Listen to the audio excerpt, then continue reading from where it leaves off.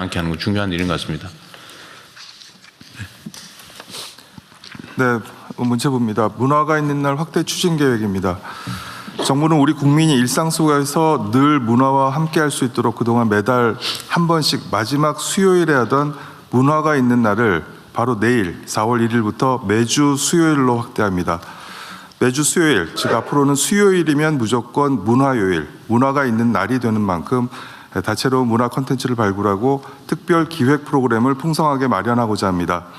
가령 수요일이면 국립중앙박물관에서는 큐레이터와 대화 시간이 열리고 국립현대무용단에서는 안무가와 무용학교 같은 체험 행사들이 다양하게 펼쳐질 예정입니다. 또 여러 공연장, 박물관, 미술관, 전시관에서는 입장권 할인도 있고 야간 무료 개방이 이루어지는 곳들도 있습니다. 문화와 관련한 민간 기업들도 자발적으로 참여해서 국민들께 혜택을 드립니다. 도서관에서는 대여책의 수량을 2배로 늘려주고 공연과 영화 관람료도 일정한 할인 혜택이 주어질 예정입니다. 앞으로 계속 늘어나는 혜택과 프로그램들은 문화가 오는 날 공식 누리집을 참고하시면 됩니다.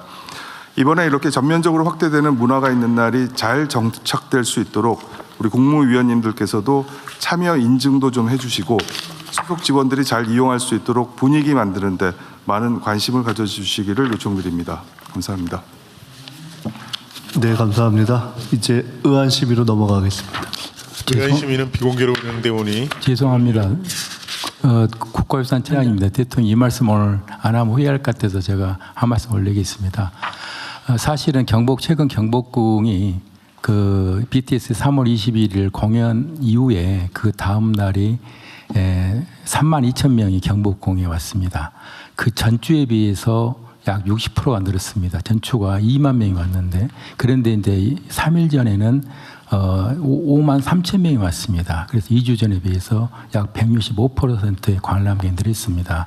그래서 저희들은 이런 문화에 있는 날을 전체적으로 다 동감하고 굉장히 찬성하는데요. 지금 현재 이 많은 관람객이 밀려들기 때문에 아무래도 저희들은 그 화재에 대한 위험성과 있고, 그 다음에 여러 가지 안전관리적 문제가 있어서 무료 개방에 대한 이야기도 어느 부분적으로 어떤 지역에 따라서 아니면 어떤 그 궁궐이라든가 박물관에 따라서도 약간 차별하도록 문체부하고 상의하면서 하겠습니다. 네. 예, 의안 심의는 비공개로 운영하겠습니다. 언론인 여러분께서는 협조해 주시기 바랍니다. 국회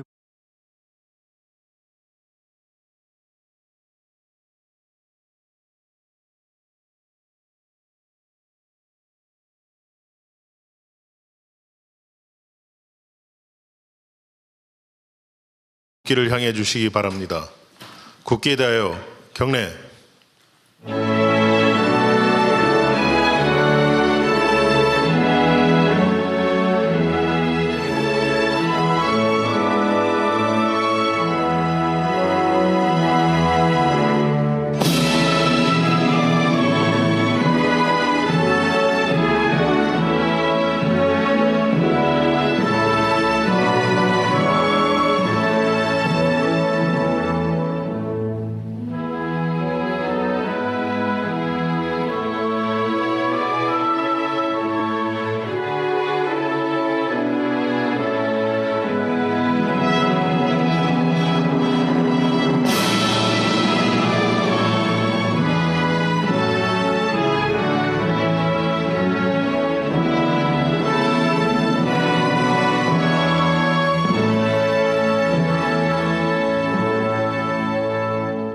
바로 모두 자리에 앉아 주시기 바랍니다.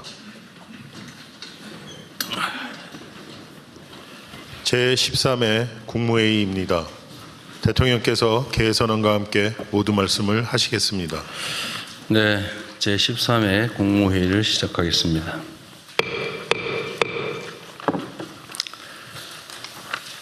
네, 우리 국무위원 여러분들이 열심히 잘 대응해 주신 덕분에 많은 불안 속에서도 매우 안정적으로 대응하고 있는 것 같습니다. 중동 전쟁의 여파로 세계 경제에 비상등이 켜졌습니다. OECD는 올해 주요 국가들의 성장률 전망치를 일제히 하향 조정하면서 올해 2분기에 유가가 135달러까지 치솟을 수 있다라고 경고했습니다. 대외 의존도가 높고 중동 지역으로부터의 에너지 수급 비중이 큰 우리 입장에서는 더더욱 철저한 점검 그리고 치밀한 비상대책이 요구됩니다. 정부 각 부처는 담당 품목의 동향을 일일 단위로 세밀하게 모니터링하고 수급 불안 우려에 대해서는 선제적이고 과감한 대응에 나서주기 바랍니다. 우리가 어떤 상황에 처했을 때 그 대응책을 고민할 때 일반적으로 보면 기존의 관행이나 또 통상적 절차에 계속 의지하는 경향이 있습니다. 그런데 좀 더 능동적이고 적극적인 대응이 필요합니다. 필요하면 입법도 하고 또 우리가 가진 권한이나 역량을 최대치로 발휘하도록 노력해야 됩니다. 기존 관행에 또 얽매일 필요도 없습니다. 긴급할 경우에는 헌법이 정한 긴급재정명령을 활용할 수도 있겠죠.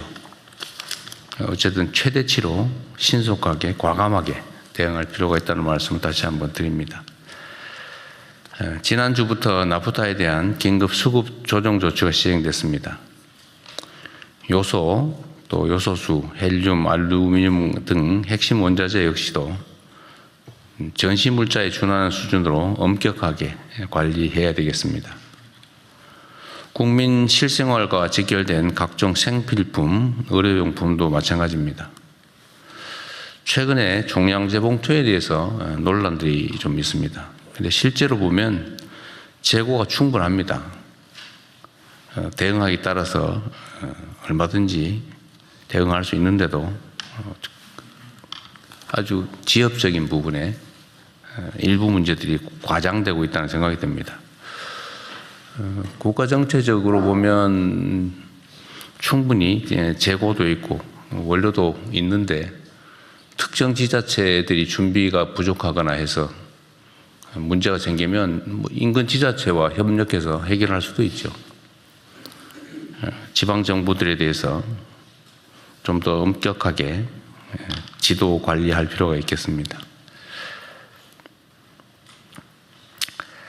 담당 부처는 다른 물품에 대해서 이런 사례가 생기지 않도록 한 박자 빠르게 또 선제적으로 철저하게 대처해 주기 바랍니다.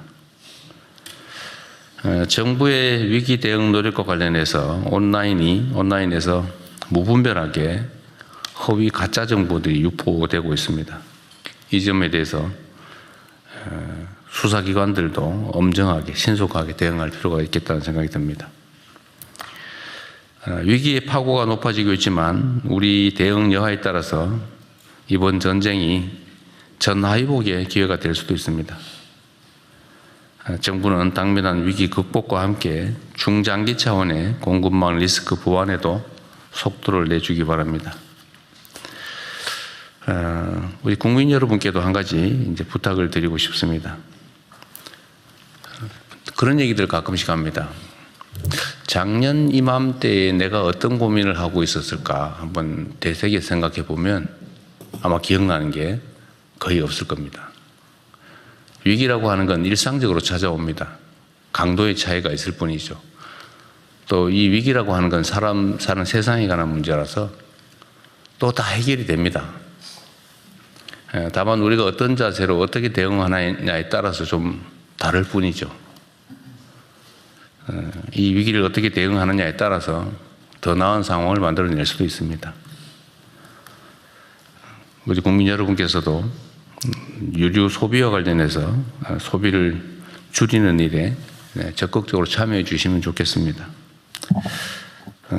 판단에 따라서 또 사람에 따라서 다르게 생각될 수도 있는데 제가 이 유류 가격, 석유류 소비와 관련해서 현상을 보면 우리 국민들께서 참 대단하다, 또 감사하다 이렇게 생각되는 면이 있습니다.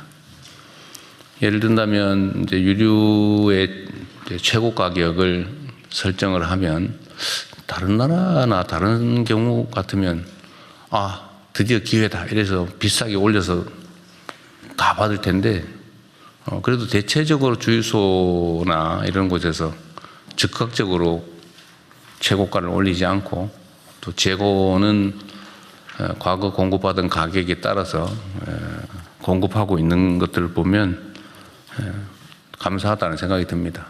뭐 실제로 굳이 법률적으로 따지면